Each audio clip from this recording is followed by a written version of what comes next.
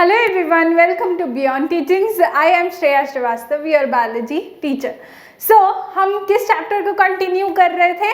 हम कर रहे थे आर इन्वायरमेंट। ये जो चैप्टर है हमारा क्लास 10th का चैप्टर है, चैप्टर 15 है, उसे हम कंटिन्यू कर रहे थे। सो इसके पहले वाले सेशन में, जो कि इस चैप्टर का फर्स्ट पार्ट था, फर्स्ट सेशन था एक्चुअली, उसमें हमने क्या कवर करा था? उसमें हमने किसके बारे में कवर किया था? हमने इंट्रोडक्शन किया था चैप्टर का, कि बेसिकली हमें इस चैप्टर में पढ़ना क्या है। एंड एक बहुत ही छोटा सा मैंने आपको बताया था कि वेस्ट्स कितने टाइप्स के होते हैं। That means we studied about biodegradable and non biodegradable wastes. और सो इस सेशन में हम लोग पढ़ने वाले थे इकोसिस्टम के बारे में, जैसा कि मैंने आपको इसके पहले सेशन में बता दिया था। सो first of all we will see what is ecosystem. All right, so we will see the definition. Okay, an ecosystem is a geographic area. Ecosystem क्या होता है कि एक geographical area होता है, सिर्फ एक एरिया, पर्टिकुलर एरिया को हम ले लेते हैं। नेक्स्ट देखते हैं क्या है, where plants, animals and other organisms as well as weather and landscape work together to form a bubble of life. Now for example मैं एक रूम बोलती हूँ आपको, ओके, एक रूम को हम ले लेते हैं एक जोग्राफिकल एरिया के हिसाब से। ऑलराइट, अब उस रूम के अंदर में कुछ क्या है, एनिमल्स भी है। जैसे मान लीजिए आपके घर में कोई टॉमी है, कोई कुत्ता आपने पाल रखा हुआ है, वो एनिमल हो गया।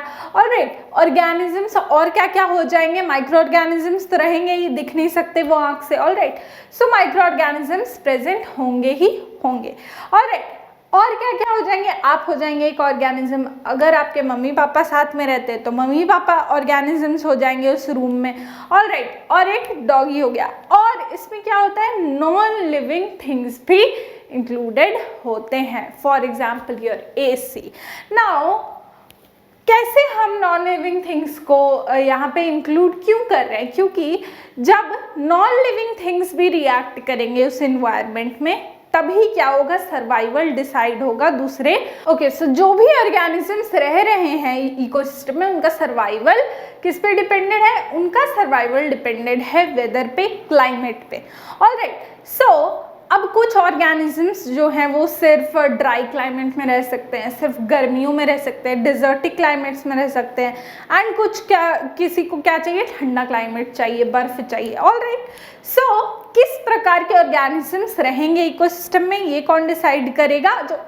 जो हमारा नॉन लिविंग फैक्टर्स है वो डिसाइड करेंगे। फॉर एग्जांपल क्लाइमेट, लैंडस्केप यानी कि उसका कैसा लैंड है, यानी कि माउंटेन्स है या फिर आपका प्लेन लैंड है या फिर प्लेटू है, किस प्रकार का वो है। ऑलराइट, सो इन सारे कंपोनेंट्स को मिला करके जब हम देखेंगे तब एक इकोसिस्टम तैयार होगा, जैसे कि हमारा रूम हो गया। ऑलराइट, नेक्स्ट हम देखते हैं कि कंपोनेंट्स क्या क्या होते हैं इकोसिस्टम के। So the first is biotic components of ecosystem. What are biotic components of ecosystem? We are going to see here. Okay, the biotic components include all the living organisms present in the ecosystem, such as plants, animals and microorganisms. Now जितने भी हमारे living organisms रहेंगे, all the things that are living, for example plants हो गया, animals हो गया, not table chair because they are not living. Okay, so plants हो गया, एनिमल्स हो गया, माइक्रो ऑर्गेनिजम्स हो गए, ये सारी चीज़ें क्या है, लिविंग है। ऑलराइट, सो लिविंग जो ऑर्गेनिजम्स होंगे उन्हें हम क्या करेंगे, इसमें इंक्लूड करेंगे। ऑलराइट, बायोटिक कंपोनेंट्स क्या हुआ, लिविंग ऑर्गेनिजम्स हुआ बेसिकली, जो कि इकोसिस्टम में प्रेजेंट है, जितने भी प्रेजेंट है सारे। ऑलराइट, नेक्स्ट हम देखते हैं कौन सा दूसरा कंपोनेंट है। Moving on to the next slide. Okay, so हमने इसकी पहले बात करी थी किसके बारे में? हम बात कर रहे थे बायोटिक कंपोनेंट्स ऑफ इकोसिस्टम के बारे में, कि कितने टाइप्स के ऑर्गेनिजम्स रह सकते हैं एक इकोसिस्टम में। ऑलराइट, सो यहाँ पर हम देखेंगे कि क्या क्या टाइप्स ऑफ ऑर्गेनिजम्स हैं जो कि प्रेजेंट हो सकते हैं एक इकोसिस्टम में। ज़रूरी नहीं कि सारा ही प्रेजेंट होगा ही, लेकिन एक दो ट्रॉफिक लेवल्स क्या है वो मिसिंग भी हो सकता है, बट जो बेसिक है, बेसिक जो मेकअप है जो कि प्रेजेंट होना ही है वो हम यहाँ पे देखेंगे।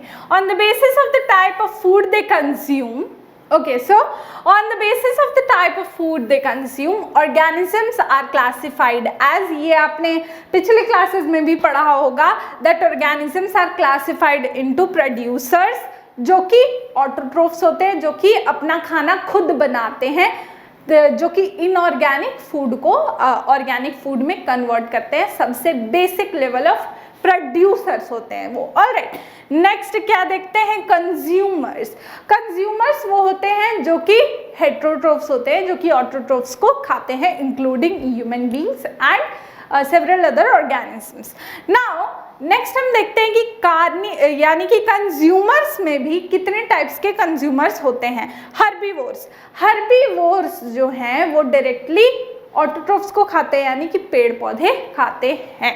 नेक्स्ट जो होते हैं वो कार्निवोर्स होते हैं, जो कि सिर्फ ऑर्गेनिजम्स को खाते हैं। अब यहाँ पे क्या होगा, किसी डियर ने खा लिया, ऑलराइट, इसको किसी डियर ने खा लिया। अब डियर को कौन खाएगा, डियर को खाएगा टाइगर।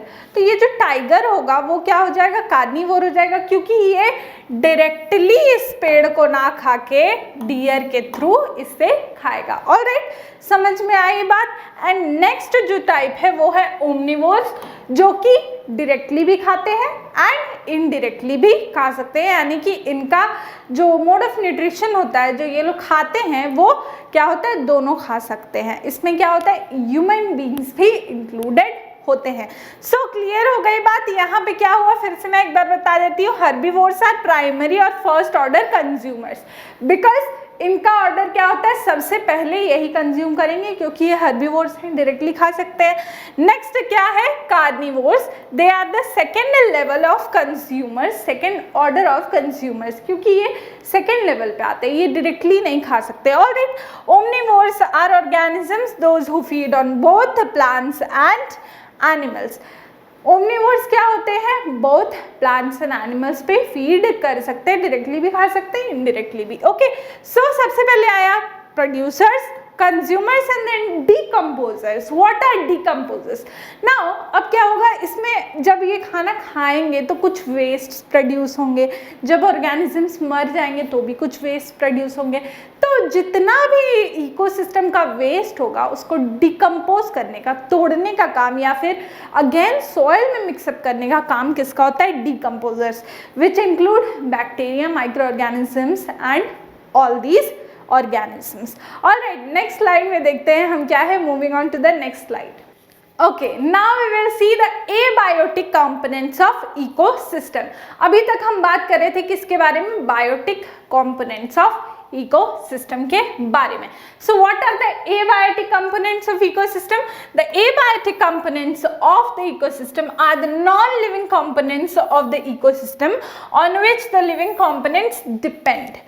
जैसा कि मैंने आपको बताया कि क्लाइमेटिक कंडीशंस या फिर लैंडस्केप क्या हो सकते हैं, क्लाइमेटिक कंडीशंस या फिर लैंडस्केप जो होता है किसी भी जगह का, वो क्या हो सकता है, यहाँ पे एबायोटिक कंपोनेंट हो सकता है, क्योंकि वो नॉन लिविंग है। जितने भी नॉन लिविंग कंपोनेंट्स प्रेजेंट रहेंगे इकोसिस्टम में उन्हें हम क्या कहेंगे, एबायोटिक कंपोनेंट्स कहेंगे। So what are these abiotic components? Let's see, light, temperature, atmospheric gases, wind, water.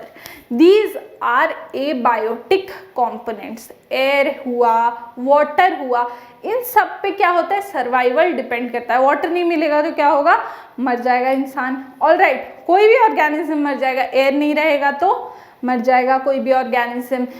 अगर उसे जिस गैस की ज़रूरत है वो गैस नहीं रहेगा एटमॉस्फेयर में तो क्या होगा, तो भी डेथ हो जाएगी। ऑलराइट, सो जो लिविंग ऑर्गेनिजम्स हैं वो नॉन लिविंग कंपोनेंट्स पे डिपेंडेड हैं, डायरेक्टली या फिर indirectly. So how they are dependent, how these factors will influence the survival of living organisms we will see in the next slide. Moving on to the next slide. Okay, so सबसे पहला हमारा factor था what? Light. Light का जो काम है वो सबसे पहले किस में आता है? फोटोसिंथेसिस में, जो कि ऑटोट्रोफ्स का बिल्कुल बेसिक प्रोसेस है जिससे वो इनऑर्गेनिक फूड को ऑर्गेनिक फूड में कन्वर्ट करते हैं, तभी आगे फूड चेन चलेगा. ऑलराइट, नाउ अब लाइट की जो इंटेंसिटी है, कितना लाइट आ रहा है, अगर लाइट नहीं मिल रहा है तो ये किस पे डिपेंड करेगा कि प्लांट कितना फूड प्रोड्यूस कर रहा है. एंड जो हर्बीवोर्स जो है, जो प्लांट को खा रहे हैं, ये उनके सर्वाइवल पे भी अफेक्ट डालेगा. ऑलराइट, क्योंकि वो क्या कर रहे हैं? प्लांट्स को खा रहे हैं डायरेक्टली. तो अगर प्लांट प्रोड्यूस ही कम होगा तो आपको नहीं लगता कि हेल्थ जो है वो डिटोरिएट होती जाएगी धीरे धीरे. ऑलराइट, सो लाइट की इंटेंसिटी जो है वो फोटोसिंथेसिस में हेल्प करेगी, विच इन टर्न प्लांट की ग्रोथ में अफेक्ट करेगा, which in turn will affect the consumers, then the second level of consumers. ऐसे करते करते पूरा फूड चेन अफेक्टेड हो जाएगा. Next is what? Temperature. Now what is the role of temperature associated with rain? अब water cycle जब हमने पढ़ा था तो हमने देखा था कि हायर टेम्परेचर्स में क्या होता है कि वाटर इवेपोरेट होने लगता है, विच इन टर्न रेन बनता है जो आगे जाके. अब यहाँ टेम्परेचर अगर फ्लक्चुएट होता है यानी कि कम हो जाता है तो क्या होगा? इवेपोरेशन नहीं होगी, रेन नहीं होगा, तो क्या होगा? प्लांट ग्रोथ अफेक्टेड होगी. अगर ज़्यादा हो जाएगा टेम्परेचर तो ज़्यादा इवेपोरेशन हो जाएगी, फिर ज़्यादा रेन होने लगेगा तो भी प्लांट ग्रोथ इफेक्ट करेगा. ऑलराइट, तो जो प्लांट है वो मैंने आपको इसके पहले वाले भी लाइट वाले में बताया कि प्रोड्यूसर है, तो अगर प्लांट ग्रोथ अफेक्टेड होगी तो पूरा फूड चेन अफेक्टेड हो जाएगा. ऑलराइट, नेक्स्ट हम देखते हैं क्या है? Atmospheric gases. Now atmospheric gases यहाँ पे क्या है? हमारा जो बेसिक गैसेस हम लेके चल रहे हैं वो क्या है? कार्बन डाइऑक्साइड है, ऑक्सीजन है एंड नाइट्रोजन है. Now if plants need what? Carbon dioxide for photosynthesis. अब अगर कार्बन डाइऑक्साइड एडिक्वेट अमाउंट में अवेलेबल नहीं है तो आपको नहीं लगता प्लांट ग्रोथ अफेक्ट करेगी? या फिर अगर प्लांट को अगर कार्बन डाइऑक्साइड नहीं मिल रहा है प्लांट को ठीक से, तो क्या वो ऑक्सीजन प्रोड्यूस करेगा सफिशिएंट? नहीं करेगा. तो इससे क्या होगा? दूसरे ऑर्गेनिजम्स भी अफेक्टेड होंगे. नेक्स्ट हम देखते हैं क्या है? Wind. Now wind carries what? सबसे पहले तो ये वाटर वेपर कैरी करता है एंड पोलन ग्रेन्स कैरी करता है. तो इसका जो काम है ये सीड डिस्पर्सल में भी काम आता है एंड वाटर वेपर के डिस्पर्सल में भी काम आता है. ये ह्यूमिडिटी एंड ये गर्मी, ठंडा, ये सारी चीज़ें विंड डिसाइड करता है. एंड विंड का काम क्या होता है? विंड अगर ज़्यादा विंड आती है तो क्या होती है? टॉप सॉइल को रिमूव भी कर देती है कभी कभी. ऑलराइट, सो रिमूवल और रीडिस्ट्रीब्यूशन जो होता है टॉप सॉइल का, वो किसका काम होता है? विंड का काम. तो जब प्लांट है, अब सॉइल का टॉप मोस्ट लेयर अगर हट गया है तो आपको नहीं लगता कि प्लांट ग्रोथ अफेक्ट करेगी? ऑलराइट, सो यही सारे फैक्टर्स हैं जो कि किस किस तरह से अलग अलग तरह से इन्फ्लुएंस करते हैं प्लांट की ग्रोथ को एंड इन टर्न पूरे इकोसिस्टम को, पूरे लिविंग ऑर्गेनिजम्स को.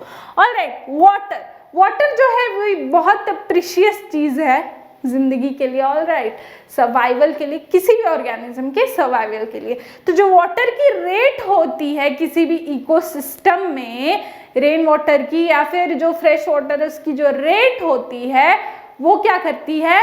लिविंग या फिर सर्वाइवल डिसाइड करती है ऑर्गेनिजम्स का. ऑलराइट, सो यहाँ पे हमारे पास कितने सारे फैक्टर्स थे? 5 फैक्टर्स थे. मैंने आपको बताया कि ये कैसे कैसे अफेक्ट करते हैं इकोसिस्टम को. So in this session, in today's session, we studied all about the ecosystem, what are its components, biotic components, and what are the types of organisms which are present in an ecosystem. We studied about what are the abiotic components, for example these light, temperature, and we also got to know how they affect the living organisms living in an ecosystem. अब जो next session होगा उसमें हम बात करेंगे food chains and food webs के बारे में. Until then keep watching. Bye bye.